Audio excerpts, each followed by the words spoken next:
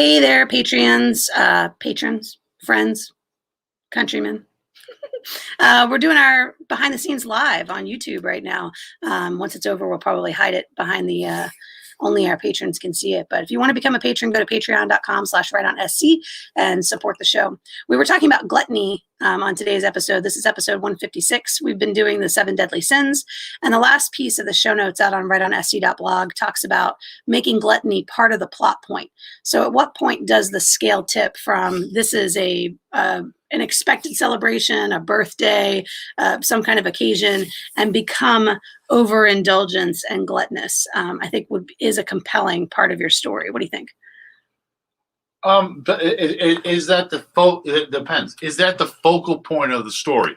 Is that what the story revolves around? Or is it just simply a characteristic pushed to the side into someone else? Yeah. Or is it some kind of incident that's going to move the plot forward? Right. Yeah.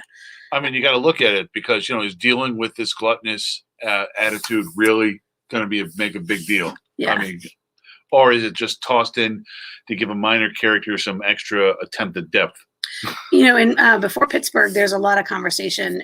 Brian you could probably do a search of the manuscript and never find the word gluttony in it.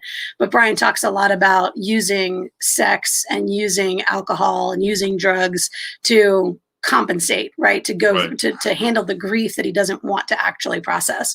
And so I think there are scenes in Before Pittsburgh where everything's fine. They're having a night on the town. And then he goes one shot too many. And it's that one shot that just tips him over the edge. And now he's sobbing. He's a mess. Like, okay, time to wrap it up and take him home. Like, we're done here. So I think there's an interesting way to take that gluttony out of the hands of just simply having a good time and turning it into something that, and maybe it's irrevocable, right? Like maybe whatever he says or does becomes a damage that he can't undo, right? All right, what's the character a glutton for? Exactly. Hard work, fitness, alcohol, reading.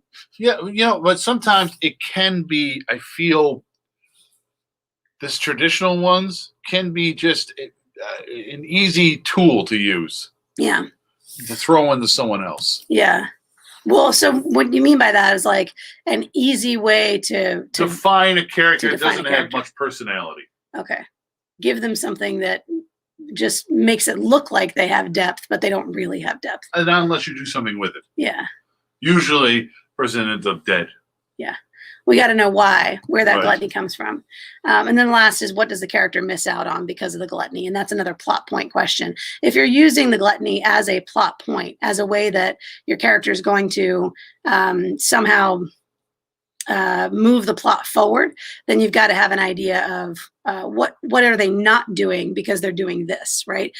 So we've seen this. There's a great scene in The West Wing where we know Leo, who plays the chief of staff, is an alcoholic, and there's this great exposition scene where they're all waiting for Jeb to go on stage and deliver a speech, and nobody can find Leo, and they can't find him because he had one drink, but one drink is never just one drink with Leo. And so he's like passed out drunk in the hotel instead of being where he's supposed to be, which is what he's paid to do and supporting his candidate. And it's a great insight into why he stops drinking and why it is a struggle for him every day and that sort of thing. And why he gets honest about his alcoholism is because he's missing out on this really important thing because instead he chose the bottle. Right. So that's another way to think about adding that depth to your character is what are they not doing because they're doing this instead. Okay. Thank you for being patrons. Thanks for supporting the show. We appreciate you. If there's anything ever we can do to support your work, by all means, let us know. And we will see you next week.